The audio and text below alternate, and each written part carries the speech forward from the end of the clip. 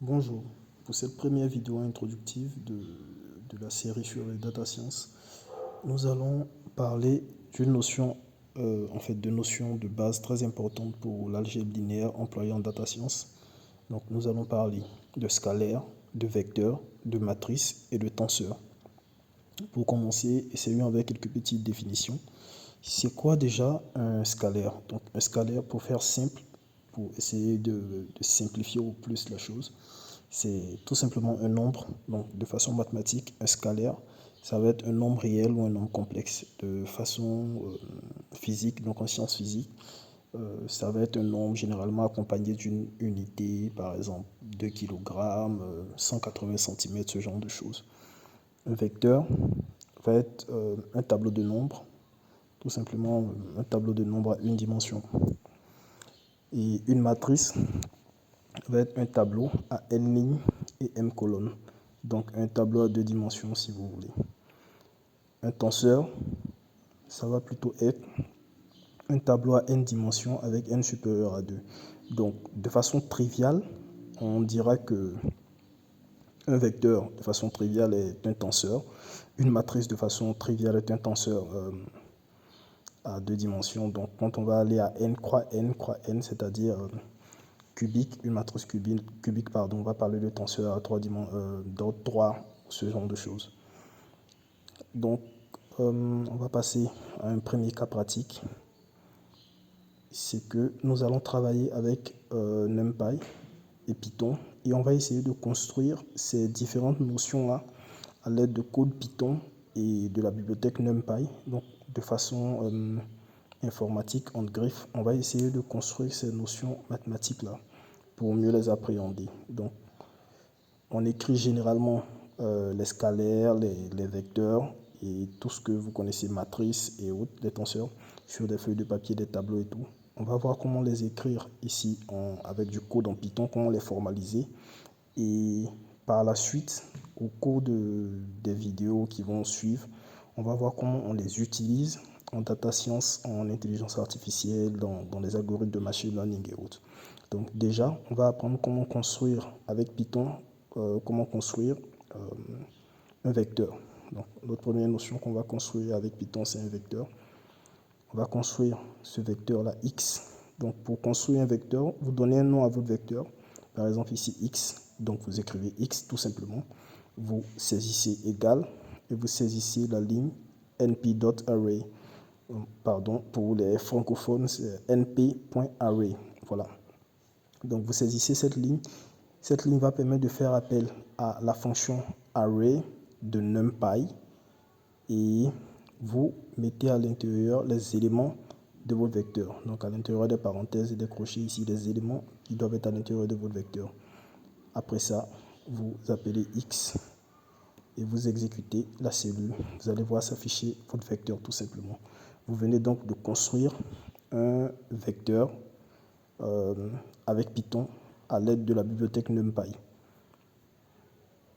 Donc ça n'a rien de sorcier, c'est aussi simple que ça.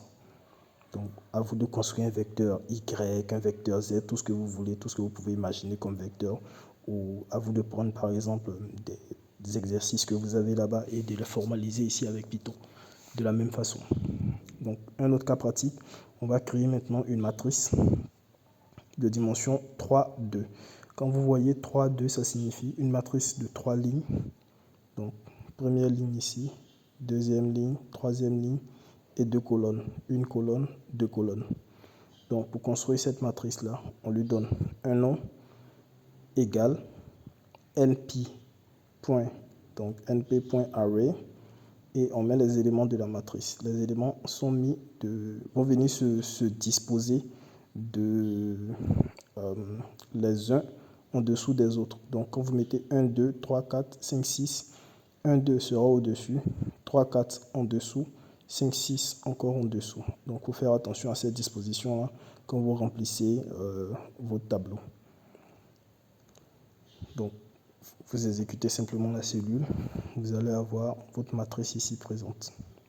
Donc toujours aussi simple à faire. On va ensuite parler d'une autre notion, c'est le shape ou la forme des matrices. Donc ça, c'est pour faire allusion à la forme du tableau, donc de la matrice ou les dimensions de la matrice, pour indiquer les différentes valeurs pour chaque dimension. Donc, pour un tableau à 2 dimensions, ici, le shape, cette fonction shape là va nous donner le nombre de lignes et le nombre de colonnes que nous avons. Donc, on n'a qu'à faire A, c'est la matrice qu'on a créée, A, point shape, vous aurez le nombre de lignes et le nombre de colonnes de la matrice en question. Donc, A.shape, on obtient 3, 2 pour dire que notre matrice est une matrice à 3 lignes, et 2 colonnes. Donc, vous pouvez faire la même chose avec le vecteur. Normalement, on a dit les vecteurs sont des tableaux à une dimension. Donc, vous n'aurez qu'un nombre ici pour vous dire qu'il y a 4 lignes, c'est tout. Vu que le vecteur est un tableau à une dimension. Maintenant, on va parler d'une autre notion qui est le length, donc la longueur. Vous voyez ici LEN, qui est l'abréviation de length, qui veut dire longueur en anglais. Et ça va vous donner vu qu'il y a une seule dimension, ça va vous donner la longueur du tableau. Mais ce tableau-là, une dimension et 4 éléments, donc ça va juste vous donner 4. Donc c'est pour vous donner la longueur du tableau en question que vous utilisez le length, donc len de x. Une autre notion importante, c'est la transposition. La transposition, ça va être cette opération-là qui va permettre d'obtenir, à partir d'une matrice donnée, on va obtenir une nouvelle matrice qui sera, cette fois-ci, différente de la première. En quoi sera-t-elle différente? La nouvelle matrice, pour la nouvelle matrice, en fait, les colonnes de la première matrice vont devenir les lignes de la seconde matrice et les lignes de la première matrice vont devenir les colonnes de la seconde matrice. C'est de là qu'on va parler de transposer d'une matrice. Donc, A est une matrice donnée. On veut avoir la transposée de la matrice A. On note A exposant T. Donc, c'est une notation pour parler de transposée. Donc, la transposée de la matrice A va être la matrice qui aura pour colonne les lignes de A et qui aura pour ligne les colonnes de A, tout simplement. Donc, si vous avez une matrice donnée de dimension n croix m, la transposée de cette matrice va être de dimension m croix n. Donc, ça va inverser la forme, donc le shape de la matrice de base. On va donc essayer de créer une matrice et sa transposée pour modéliser tout ça. On crée la matrice A, toujours, on a dit on fait np.array, les éléments à l'intérieur, vous mettez les éléments à l'intérieur de votre matrice, à vous de prendre n'importe quelle matrice que vous voulez. Ensuite, pour la transposer, vous donnez un nom à cette transposée-ci. Ici, c'est A underscore T, donc, et .t, donc A.t, pardon, et vous exécutez, vous aurez une nouvelle matrice. Et cette matrice-là, vous pouvez observer que les lignes ici de la première matrice deviennent les colonnes ici. Et les colonnes ici de la première matrice vont devenir les lignes de la seconde matrice. Donc, on peut vérifier les dimensions des matrices, ou comme on a dit, vérifier si elles sont inversées. Quand on fait A.shape, on obtient une matrice de dimension 3, 2. Quand on fait A underscore T, donc underscore T, on obtient une matrice .shape, on obtient une matrice de dimension 2, 3. Donc, effectivement, les dimensions sont inversées. D'où le principe de la transposée. Donc, on va parler d'une des opérations de base sur les matrices, qui est l'addition de matrices. Et au fur et à mesure que nous allons avancer dans différentes vidéos, nous allons voir d'autres opérations plus poussées. Aujourd'hui, on va parler de l'addition des matrices. Donc, c'est assez intuitif à faire. Vous créez une matrice A. Donc, pour une matrice A donnée, on a toujours notre même matrice A. Toujours np.array, vous mettez vos éléments, vous avez une matrice que vous avez créée. Ensuite, vous créez une seconde matrice qui est B, np.array, vous mettez les éléments que vous voulez à l'intérieur de votre matrice. et vous faites l'addition de ces deux matrices-là. Vous créez une matrice C qui est égale à A plus B et vous appelez C simplement. Là, vous allez voir que les éléments vont venir s'additionner cellule par cellule en griffe, je dirais. Donc, les éléments vont s'additionner suivant leurs indices. Donc, l'élément qui est situé à la première ligne et à la première colonne va être additionné à l'élément qui est situé à la première ligne et à la première colonne de la seconde matrice. Donc, l'élément situé à la deuxième ligne, à la première ligne et à la deuxième colonne de la matrice A va venir être ajouté à l'élément situé à la première ligne et à la deuxième colonne de la matrice B. Pour obtenir ici le 7, 2 plus 5 feront 7, ainsi de suite. Donc 3 plus 7, vous obtenez 10 ici. 5 plus 4, on obtient 9. 4 plus 4, on obtient 8 ici. 6 plus 3, vous obtenez 9, ainsi de suite. Donc, comme je l'ai dit, c'est très intuitif et assez trivial à effectuer comme opération.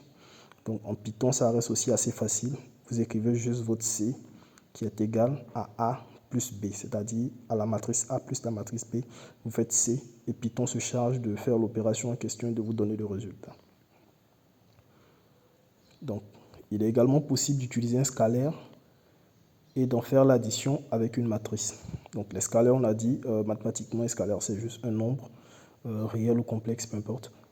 Et par exemple, un scalaire alpha plus cette matrice A là, vous allez voir que le scalaire alpha va venir être ajouté à chacun des éléments présents dans A. Donc alpha plus A11, alpha plus A21, ainsi de suite. Donc on a par exemple toujours A, notre matrice qu'on avait créée. Et cette fois-ci, on crée une matrice C qui est égale à A plus 4. Donc 4 qui est un scalaire. C va être égal. Dans C, maintenant, vous allez voir que à chacun des éléments de A, on va ajouter juste 4. Donc, on avait 1, quand on fait plus 4, on obtient 5, on avait 2, plus 4, on obtient 6, 7, on avait 3, plus 4, on obtient 7, ainsi de suite. Donc, c'est également assez trivial à effectuer, que ce soit manuellement ou encore avec Python qui nous donne la facilité de le faire. Juste en écrivant C égale la matrice plus le scalaire, et C, la matrice en question, la matrice résultante, et vous exécutez votre cellule, vous obtenez le résultat. Donc, on va parler d'une autre notion qui est le broadcasting. Pour faire simple, le broadcasting, c'est la façon dont NumPy, donc la bibliothèque NumPy, va gérer l'addition ou les opérations sur des tableaux de dimensions différentes. C'est ce qu'on appelle broadcasting simplement. Et plus haut, on avait fait l'addition entre des tableaux de même dimension. Ici, on fait l'addition des tableaux de dimensions différentes. Donc, pour le cas pratique, on a toujours notre matrice A. Voilà. On a une matrice B. En fait, plutôt un vecteur B, car il a une dimension ici. Donc, une matrice A, un vecteur B, et on essaie de faire l'addition ici avec C qui est égal à A plus B. Et on exécute pour avoir C.